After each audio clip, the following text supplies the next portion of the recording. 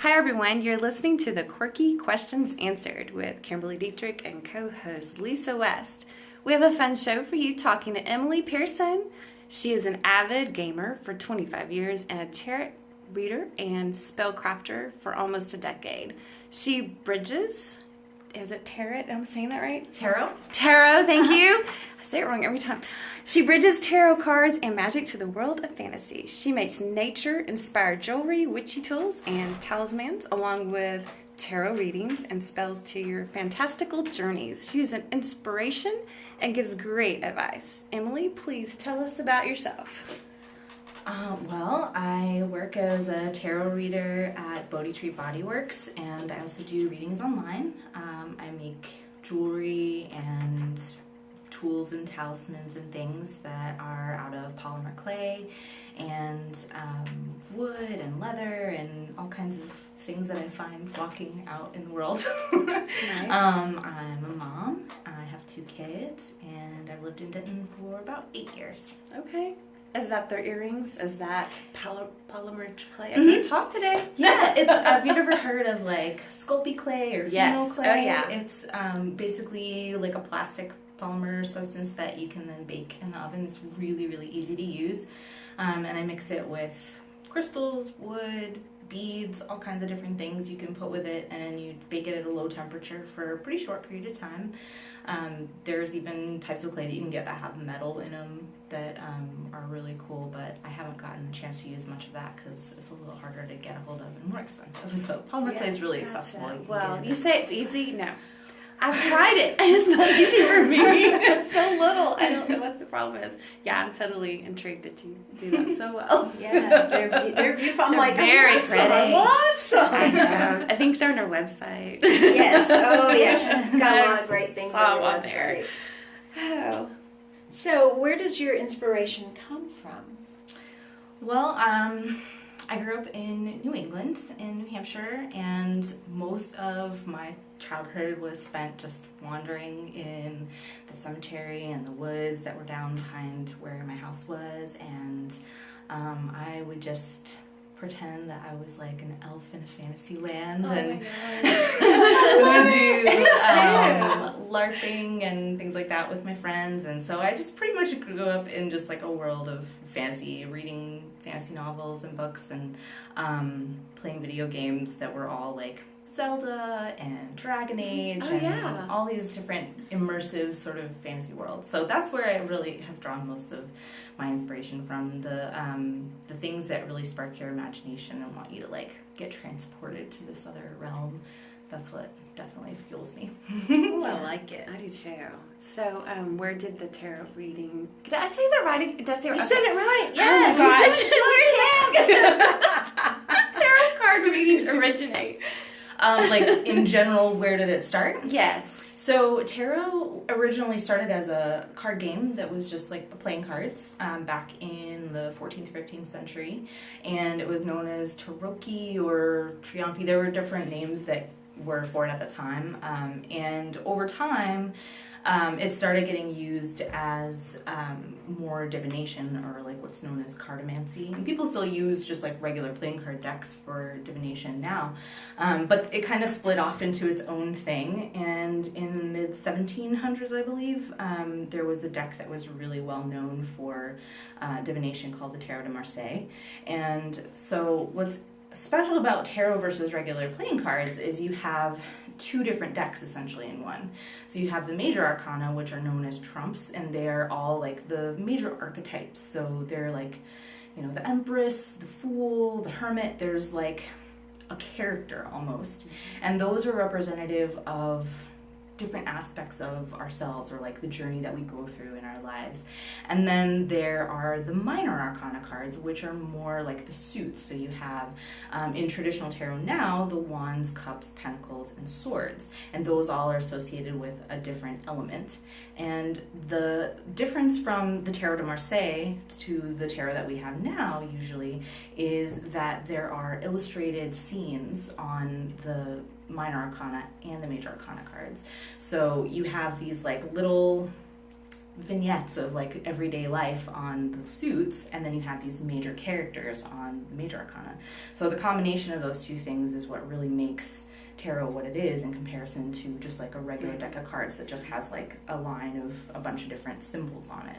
So that's really where tarot gets such in depth with symbolism and the intuition. Looking at a photo, you think about looking at like a what do they call them? The Rorschach tests, where you have like the picture that's just like an abstract thing and everybody sees something a little different. Mm-hmm. Tarot's kind of the same way. It's like you look at an image and whatever is sort of jumping out at you in relation to the question that you're asking, you're going to get different answers depending on who you talk to, what the situation is, and stuff like that. So the origin of tarot started out basically just a card game, and it's evolved over many centuries to now becoming what it is today. Yeah, that's very, very neat. So it's really very personalized, yes. Depending on where you are at. Yeah. So it's not someone reading your fortune. You're making an you are interpretation. Yeah. I think so. I mean, different people read different ways, and I think it just depends on who you are and what kind of technique you ascribe to. Mm-hmm. But for me personally, I look at tarot as a way to work with somebody else to journey through what maybe they aren't able to see from an objective perspective. It's like sometimes your friends and family, it's all like too close to you, and you're having a hard time sort of getting outside of what's going on in your immediate circle, and having somebody else sort of talk you through via images can help you sort of pull out perspectives that you wouldn't otherwise necessarily see. And that can be so good for planning, decision-making, personal development, careers, relationships. I just feel like there's so many different applications that you can use it for. And some people, again, do use it more as like a fortune-telling thing. And I mean, personally, I think that there's, if you're open to it, there's definitely the possibility that you could receive messages from beyond or connect with somebody else's intuition and be able to sort of have a back and forth with energy over a table with cards, but it's not necessary to enjoy it. Right, exactly. But it's kind of like cool. a counseling thing. It helps you. You're right. Yeah. It really can. I've never heard anyone describe it so succinctly as you have just now, and thank you for that. That was really helpful. Where do you perform your readings? Well, I do readings online out of my house, so you can, email me a question and I can do a reading for you and take photos and basically write like a little mini essay and send it to you. Very nice. But if you're interested in doing in-person readings, I do readings at Bodhi Tree Bodyworks Spa on Elm Street here in town. And that's just been within the last couple of months, so I'm trying to build up that a little more. I love doing in-person readings because there's so much more back and forth you can get when you're talking to somebody face to face, and really having more time to sort of get through a situation with them, and just holding space for people when they're really in need of just an ear to listen to. I love that aspect of it. Yeah, helping people. That's what it's all about. Oh yeah, you're just chock full of wisdom. I know. We can feel it. We're like having a crush on you. Both of us. I know. Love her glasses, her earrings. Oh my gosh, she's adorable. So have you ever been surprised by any of the readings or by a person that... Oh my gosh, yeah. All the time. I feel like readings, you can expect one thing when you go in with a question, and people will try to trip you up because a lot of people are skeptical, and they'll have my boyfriend's one of them. They'll be they'll be, just super tight-lipped about stuff, and they won't want to say what's going on, but cards start coming out and you can see the look on people's faces. Sometimes it's just like, whoa, I didn't realize. And the more you get to the heart of things, I think with people, they start to recognize that it's there as a helpful thing and not just I'm going to delve into your future. Right. No, this is to help you work through some stuff. And so, I think the things that come up are often dependent on the person you're reading for, because when you're laying the cards out, they may even have an association with an image that you wouldn't even necessarily know, but they're going to look at it and go, I get what that means. Yeah, they're going to understand it more than you will. Yeah, sometimes, exactly. yeah, for sure. Yeah, well, I think people think that is what it is. It's like it's the future thing. Everybody thinks that you're going to tell them the future instead of try to work through the problems. They're really confused what it really is. And I think a lot of that has to do with just the way it's been portrayed so I much do too. in the media. And there's like, a in fun movies. element to that. Yeah, Movies like too. you got, fun, spooky Halloween type movies, and they've got a depiction of a fortune teller and a witch. Yeah, so I mean, there's a certain image that you associate, right? But I think in reality, there's very few people that actually ascribe to that. So we created that archetype for sure. For sure. Wow. So, what is a talisman, and are they blessed? How does that work? Well, with talismans, I believe that a lot of what gets infused in them is dependent, again, on the person that's receiving it, because I can make things for myself that I know, like, my intention and desire to, like, wear a pendant or hold on to a bag with certain items that are meaningful to me. And when you are working with somebody else on what they want, it's not always easy to understand exactly what they really want, So having a conversation with somebody about what their intention is and what they want to have happen in the world. So, like, for example, say you want more confidence and you're going into a job interview. That's something that a lot of people can associate with. So if you were to make a talisman for that, you would want to have something that was meaningful to that person that made them feel confident. Because I think that in general, when you talk about spellcraft and talismans, you're talking about intention and will and how it makes you feel.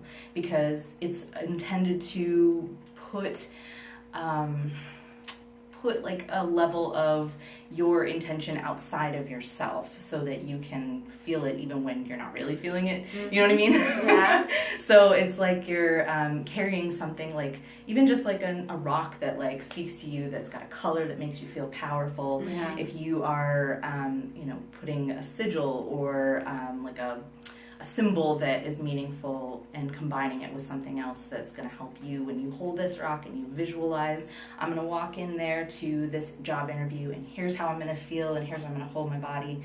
So it's like all of those different things. So in that way, I would say, yes, the talisman is blessed because it's part of your intention combined with the person who wants it. And that person is blessing it. They're blessing their own piece to it. So lucky socks work. That's what I was about to say. This is kind of like a football player. Always. Yeah.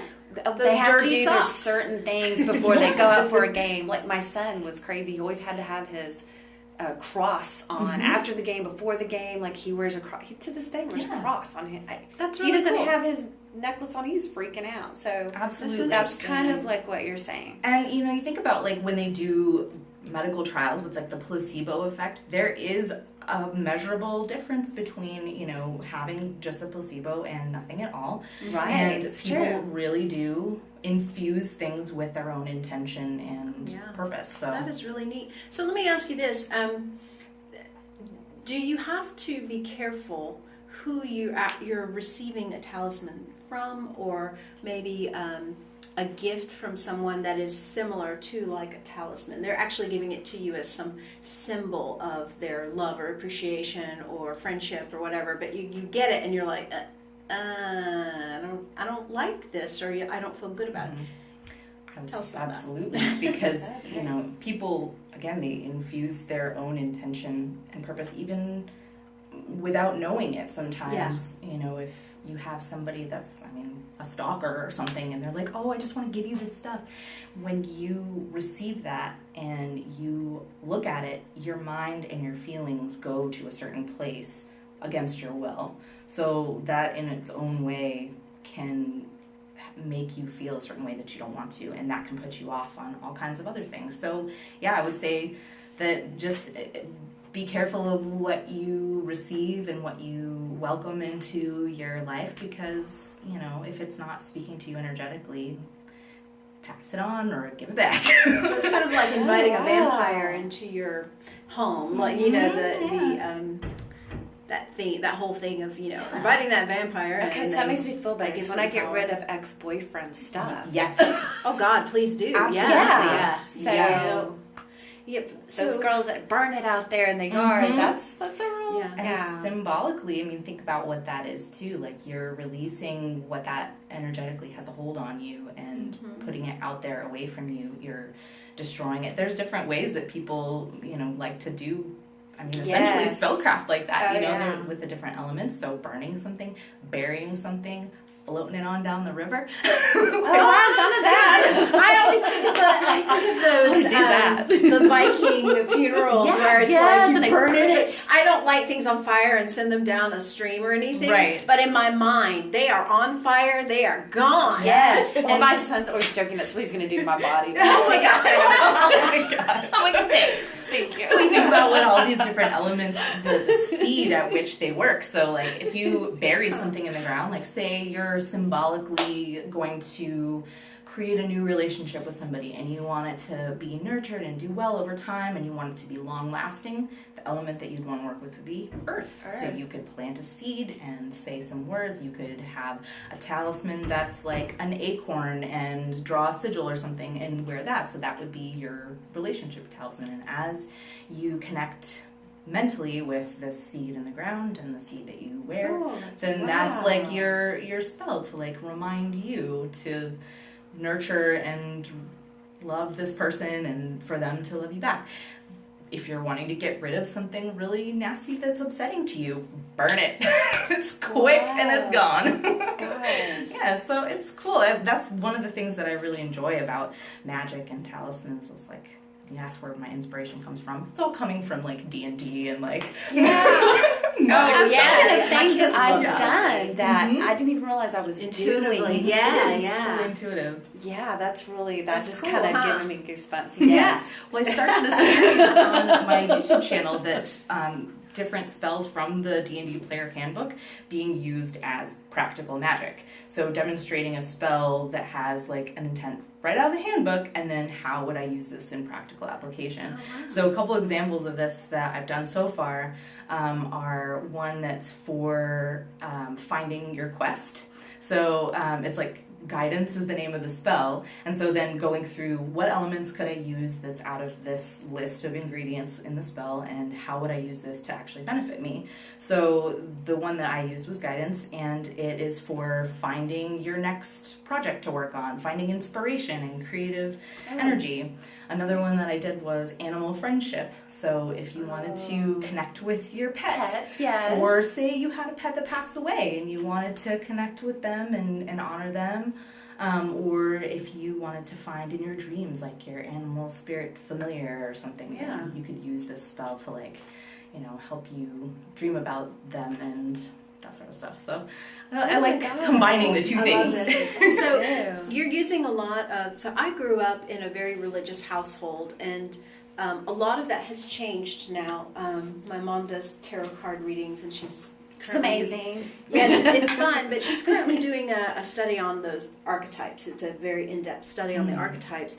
But so I remember how we grew up, and they changed over the years, and it's so funny that they were once ministers and now they're tarot card and angel card readers. But they've really expanded on their knowledge and their experiences. So you've used a lot of words that's like the word spell, sometimes psychic or intuition, and people they don't understand. They feel like witchcraft is something to be afraid of. And so I was just curious, what would you say to someone who's afraid of tarot card readings, but they, at the same time, they're open, they want to understand, well, how does this work for them? And Sure. Well, I think it goes back to just the intent of the person. And with anything, if you're going to approach it with fear and the expectation of something negative coming from it, then your experience is going to be colored by that. If your experience going into it is, I'm open to learning about this and I believe that I'm in control of my own energy and nothing can harm me unless I'm allowing it to invite it into my being, then you can experience new things without fear. And I think with tarot, from my experience, every tarot reading I've ever had has very much been a positive experience. That's good. And even when you have experiences that are scary, it's more of what am I capable of overcoming? What kind of obstacles am I going to be presented with that then I can learn a lesson in how to move forward and be authentic to myself, because a lot of the things that really scare us are the things that we're not willing to face. Very true. The things that are in our lives that are obstacles that we put up for ourselves. So Yeah. I think that's, biggest thing to fear from tarot is being confronted with some of the things Yourself. that you're not It really is. willing to face. And sometimes at first you'll receive an answer that you don't like, but eventually things play out and you start to utilize the knowledge that you receive, and you realize, wow, this really happened for the better, or I'm glad that I made it through this. And just having that sort of preparation for what's coming and being able to say, I'm in control of myself and my body and my energy, and I'm going to take this information and use it in a positive way. That's very good. I read some excerpts from Edgar Cayce, and he was a Christian man, a devout Christian man. He when he would do his readings and he'd fall asleep, he wasn't aware of what he was saying while he was doing these readings, and he ended up talking about astrology, reincarnation, things that he didn't believe in his religion. So as things were confirmed over time, they realized, well, this is something, there's something to this. And he did write that even if you were of other religions or of the Christian faith and you weren't drawn to these types of things, or psychic intuition, stick with your faith, because that's what helps you grow. And we will all grow and be where we're supposed to be. So I loved it because there was no condemnation against any other religion, even though he was a Christian man, a devout Christian man. I loved that, and I thought it was beautiful, and it took away some of the apprehension, because when I started reading about him, I didn't know what I was getting into. So it just took that pressure off, and I was like, oh, okay. So the way you explained that was very well. It's all about who we are and what we're drawn to and what we need to face, and what archetype would that be? Because I know we are all that same archetype where we're having to face ourselves. Is that the Fool or the Joker? I think it depends on the situation, but the Fool is the card in the tarot that has no number associated with it. It technically could fall anywhere in the deck, because at any point in our lives and our journeys, we could be at a place where we are about to jump off into the unknown, essentially. We have the potential. And so the Fool is, like the idea that there's always going to be unknown experiences out there, and being able to face it and say, I'm ready for whatever comes my way. It doesn't matter what's in front of me. I'm gonna face it head on and with a sense of adventure and positivity. And there's, I think, a high vibration and a low vibration to every card, because that's just the way it is in life. It's like we have that idea of the Fool being like, oh, I'm getting taken for a ride, or I'm just getting duped, or being blithe, like looking at something like, it's fine, I'm gonna get over this, and then not really being prepared for what's coming. So there's both positive and negative to that. But I think in general you're right, like having that attitude of facing your fears and not being afraid to just take on whatever comes your way is definitely the Fool. Cool. Yeah. So, okay, you have on your website some about witchy tools. What exactly is that? And tell us a little bit about it. So I also make wands. So if anybody's Harry Potter fans. Oh my gosh! And it's like finding the types of woods that have different associations with different things. So if you... Oh man, I'm trying to think of examples, but I mean, basically any type of magic that you would want to use it for, like just like in Harry Potter, like they associate different ingredients and different elements. So if you wanted something that was more to like work with your passion and inspiration, you'd want something that was more like fire themed.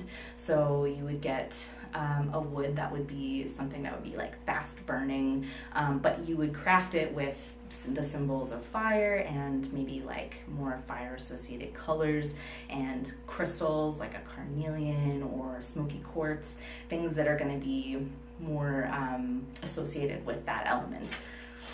Okay. Really cool. Wow. I wasn't expecting that answer. I was like, I want a tarot reading. I want this. I want a wand. We do. Oh my gosh, it'd be amazing. We're sold. Yes. Okay, well, thank you for listening. Please subscribe, like, call in, give reviews, sponsor us, run an ad with us. We have some super good deals for you for advertising. So please call or message us. Our websites are artbykimberly.com, fairytale music on SoundCloud, and Emily's website is theseeingstone.com. Okay, yes, theseeingstone.com. So thank you so much for taking your time today with us. We will see you next week. We're doing the Goatman's Bridge and going to be doing an interview there. Yay. Okay, Emily's welcome Cool. to come with us. Yeah, She you wants to. are You would welcome to love come it. with us. Yeah. That's Okay, awesome. all right. Thank you, guys. Thank you.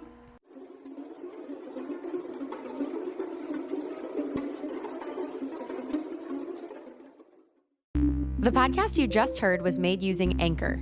Ever thought about making your own podcast? Anchor makes it really easy for anyone to get started. It's a one-stop shop for recording, hosting, and distributing podcasts. Best of all, it's 100% free. Sign up now at anchor.fm/new. That's anchor.fm/new to get started.